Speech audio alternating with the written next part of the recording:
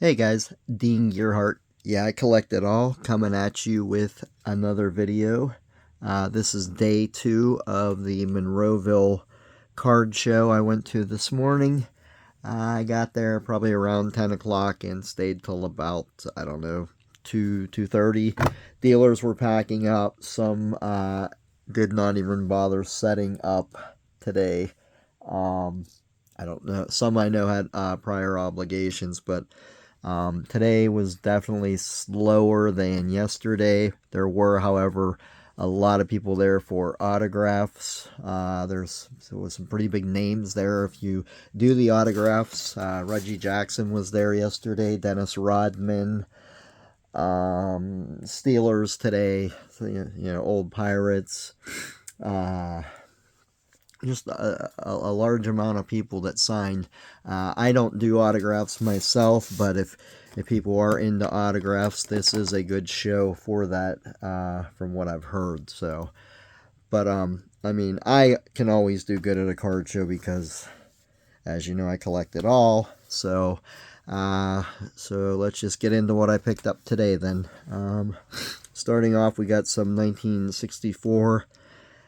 These are going to be pretty much all commons or maybe semi-stars or higher numbers. It's Mike McCormick. He's close to a high number. I don't think he is quite in the high number category. Like this Lou Clinton, that's definitely a high number. You got Phil Reagan, also a high number. And Lee Stange, definitely a high number. So, a few high numbers there. Pull this up just a little bit. Then I picked up some 58s. Jim Darrington, Willie Kirkland, Tom Studevant, the Yankees. Most of these sets I'm now down to, under 100. Maybe this set just over 100, but like the 64 set, I'm in the 70s or less needing. Mostly some high numbers and some stars. I think I already have the mantle for the 64 set, so, but there are a couple other cards that have mantle on it that I need. As far as deals go, I'm building sets, so unless it's a big purchase, they usually give you the usual 8 to 10% off. Sometimes a little more, just depends. When you're buying bigger cards, I find that you get bigger discounts, but some 75s for another set I'm working on. And I also believe these are pretty much all commons. A few semi-stars and team cards. Nothing too exciting. That gets Reggie. Louis Tiant. Some say he should be in the Hall of Fame. Checklist. And these are all like X to near mint. Which is fine.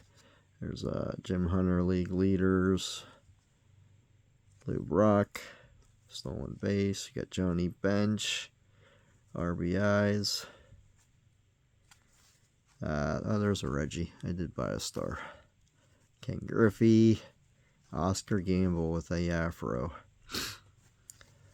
We got some of the MVP cards. I think I just picked up one today. You got Greg Nettles, Dave Kingman, Jim Rooker,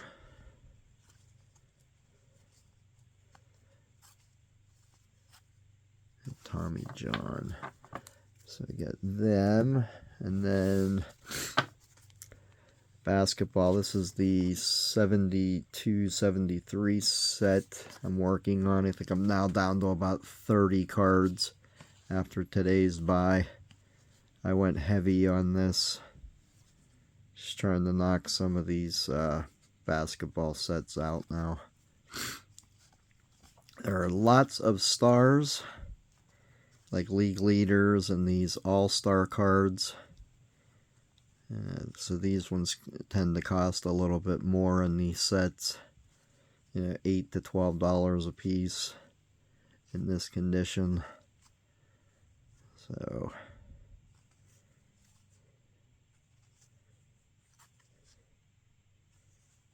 and I'm not 100% up on every single Hall of Famer like I am with baseball.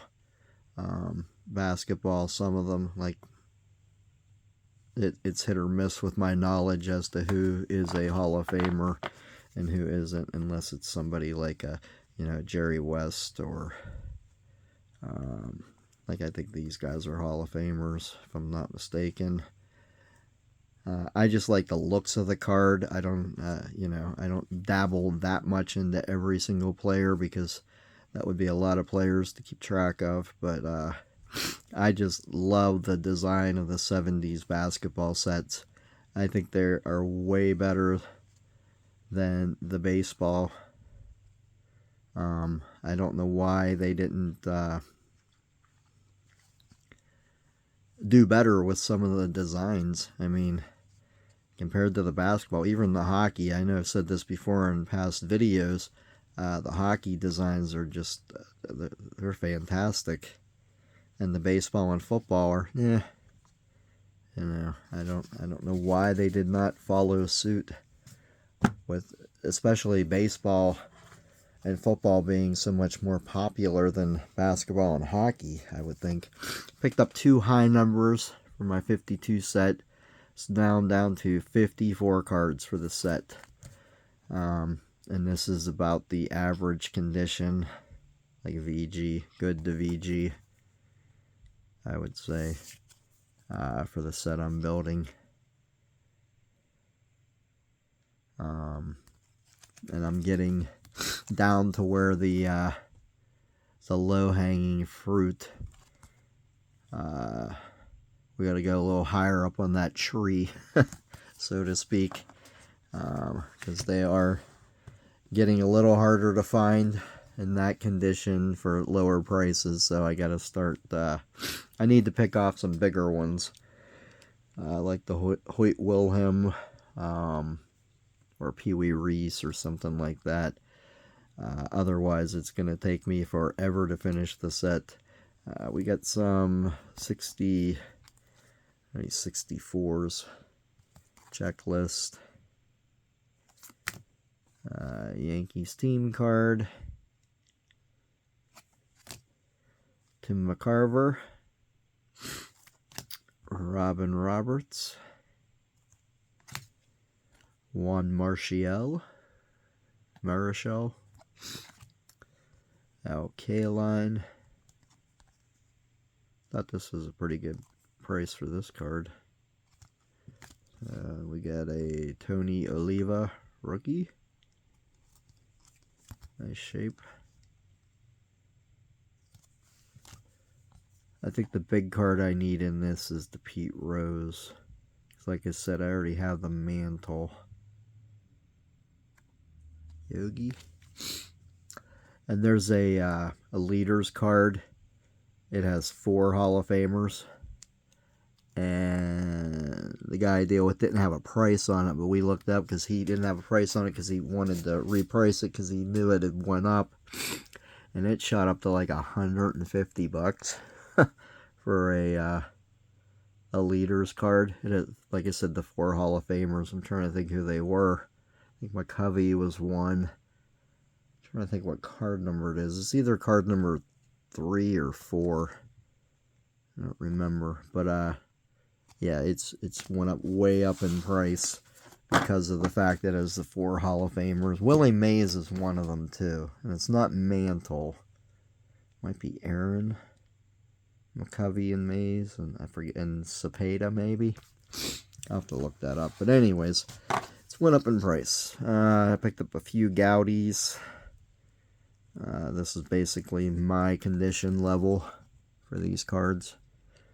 I just try to get them with no paper loss. I'm not too concerned if they have a hole in them. Kind of like this one. It's rough, but you know, you can see who it is.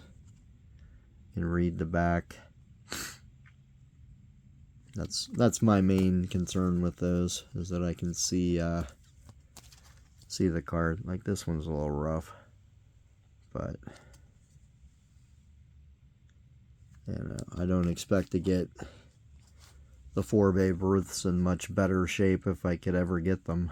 So here's this guy, Bernie Freiberg, for the Sox. So we got Jess Petty.